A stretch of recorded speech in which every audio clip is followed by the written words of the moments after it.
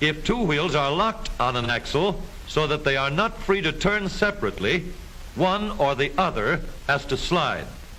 So engineers had to find a way to connect both rear wheels to the engine without sliding and slipping on turns. The device which makes this possible is a part of the rear axle. It is called the differential because it can drive the rear wheels at different speeds. The differential looks complicated, but once we understand its principle, it is amazingly simple. These two wheels are mounted on separate axles and supported by a frame so that they can revolve freely at different speeds. Let's fasten a spoke on the inner end of each axle so that by turning the spokes, we can turn each wheel separately. With a bar or crosspiece, we can turn both wheels in the same direction at the same rate of speed.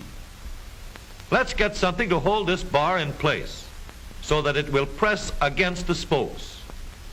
Notice that this support is not locked to the axle. It turns freely. Now we can spin the wheels by rotating the support. This is fine as long as both wheels are able to turn at the same speed. But let's see what happens when we go around the corner. With this arrangement, we cannot drive one wheel faster than the other. And if we stop one wheel, the other wheel won't budge. Let's put this bar on a pivot so that it can swing in either direction.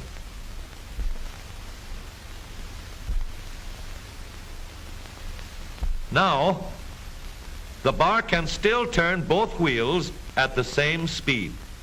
And because it pivots, it lets one wheel turn even when the other is stopped. But if turned too far, the bar will swing around until it won't drive the spokes that turn either wheel. We need another crossbar and more spokes to carry on the job. When we stop one wheel, the crossbars will continue to push the spokes of the free wheel around. As long as both wheels are free to turn, the bars do not swing on their pivot and the wheels move at the same speed. Now we have the working principles of a differential. To adapt the model for use in an automobile, we will have to make a few changes. In order to reduce the jerky action caused by wide spaces between the spokes, we will put in more spokes. Further filling in the spaces between the spokes gives steadier, more continuous action, and changing the shape gives firm, constant contact. Now we can make the gears thicker and stronger, and we have differential gears. The edges are cut so that they will fit together more smoothly and silently. And another gear is added to share the work of driving the axles. The principle is the same. In order to turn the support and drive the wheels, we can fasten a large gear here, connected by a smaller gear to a source of power.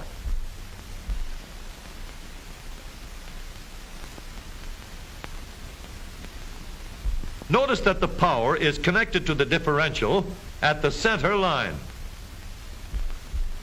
We can make our model more compact by moving the gears closer together.